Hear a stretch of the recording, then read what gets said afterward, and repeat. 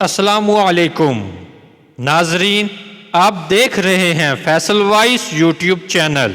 ناظرین، آج ہم اپنی ویڈیو میں حضرت عمر رضی اللہ تعالی عنہ کا اسلام لانے کا واقعہ بیان کریں گے۔ ناظرین، اگر آپ نے ابھی تک میرا چینل سبسکرائب نہیں کیا تو پلیز کر لیں اور بیل آئیکن بھی پریس کر دیں تاکہ میری ڈیلی آنے والی ویڈیو آپ تک پہنچ سکیں۔ ناظرین، بڑھتے ہیں ہم آج کی ویڈیو کی طرف۔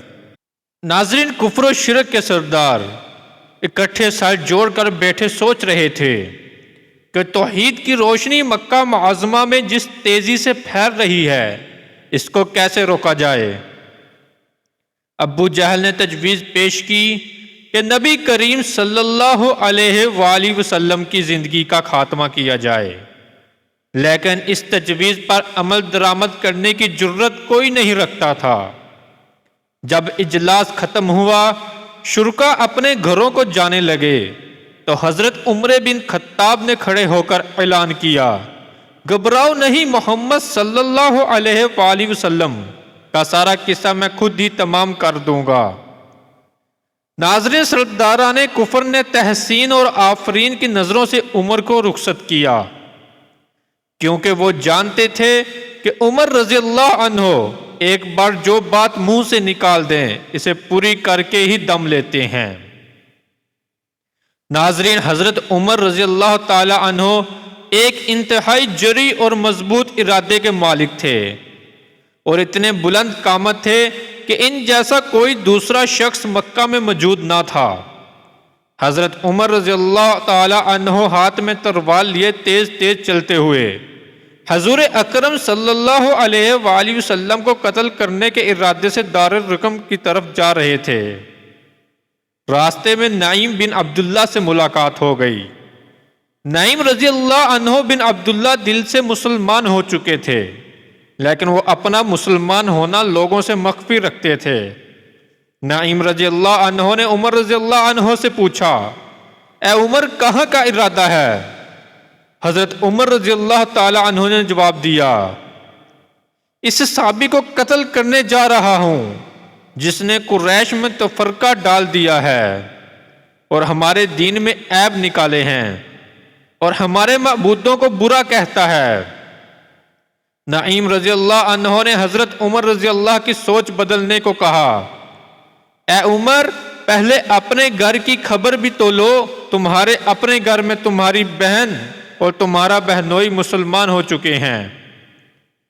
ناظرین، حضرت عمر رضی اللہ عنہ کی ہمشیرہ حضرت فاطمہ رضی اللہ عنہ بنت خطاب اور ان کا شوہر حضرت سعید رضی اللہ تعالی عنہ بن زید مسلمان ہو چکے تھے، لیکن وہ اپنا مسلمان ہونا عمر سے مخفی رکھتے تھے۔ حضرت خباب رضی اللہ تعالی عنہ بن ارت حضرت فاطمہ رضی اللہ عنہ بنت خطاب کو قرآن مجید پڑھانے جایا کرتے تھے۔ حضرت عمر رضی اللہ عنہ دار رقم کی رات چھوڑ کر غصے سے بھرے ہوئے اپنی بہن کے گھر کی طرف چل دیے۔ بیرونی دروازے پر دستک دی، گھر سے قرآن مجید کی سورۃ طٰہٰ پڑھنے کی آواز آ رہی تھی۔ حضرت خباب رضی اللہ عنہ حضرت سعید رضی اللہ تعالی عنہ کے گھر میں دونوں میاں بیوی کو سورۃ طٰہٰ پڑھ کر سنا رہے تھے۔ آپ کی ہمشیرہ فاطمہ رضی اللہ عنہ نے پوچھا، کون ہے؟ دروازے کے باہر سے آواز آئی، عمر۔ جب انہوں نے حضرت عمر رضی اللہ عنہ کی آواز سنی تو خباب رضی اللہ عنہ گھر کے گوشے میں چھپ گئے۔ حضرت فاطمہ رضی اللہ عنہ نے وہ صفحہ پکڑ کر اپنی ران کے نیچے چھپا لیا جس پر سورۃ طٰہٰ تحریر تھی۔ ناظرین، جب حضرت عمر رضی اللہ عنہ اندر داخل ہوئے تو پوچھا، یہ آواز کیسی آ رہی ہے؟ انہوں نے کہا، کچھ نہیں۔ حضرت عمر رضی اللہ عنہ نے کہا، مجھے سب معلوم ہو چکا ہے کہ تم دونوں نے محمد صلی اللہ علیہ وآلہ وسلم کا دین قبول کر لیا ہے۔ یہ کہہ کر حضرت عمر رضی اللہ عنہ نے اپنے بہنوئی کو زد و کوب کرنا شروع کیا۔ حضرت فاطمہ رضی اللہ عنہ اپنے شوہر کو بچانے کے لیے آگے بڑھی تو حضرت عمر رضی اللہ تعالی عنہ نے اس کے سر پر ایسی ضرب لگائی کہ سر سے خون بہنے لگا۔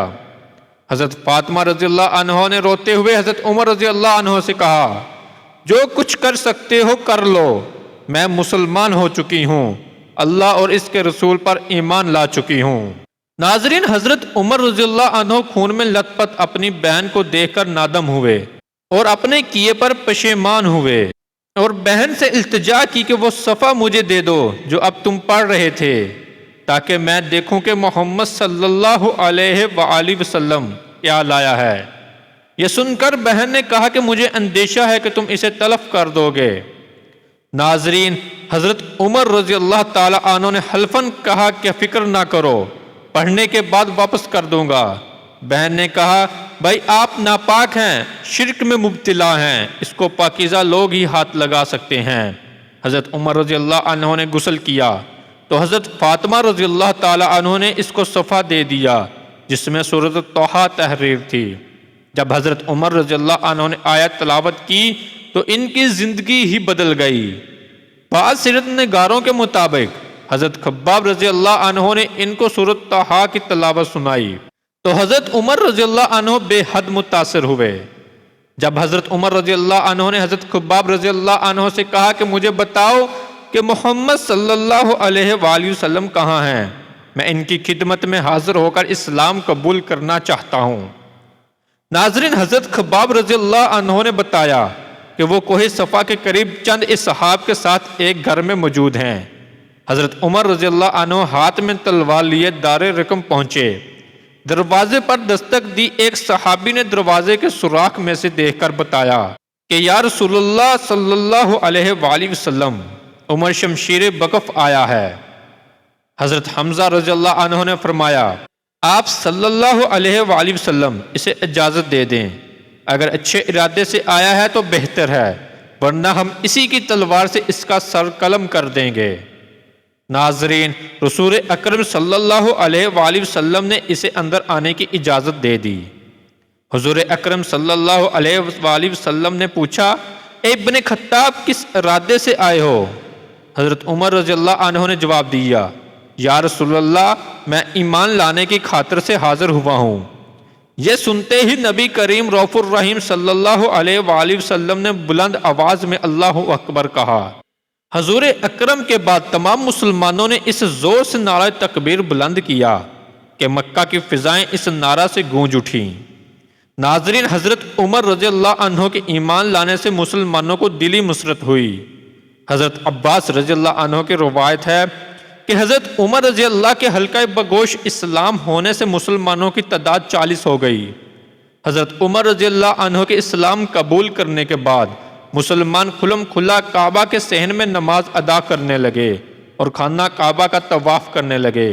اس سے قبل مسلمان دار رقم میں خفیہ نمازیں پڑھتے تھے۔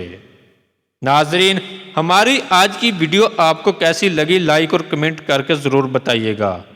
ملتے ہیں اپنی اگلی نئی ویڈیو میں، تب تک اپنا بہت سارا خیال رکھیے گا۔ اللہ حافظ۔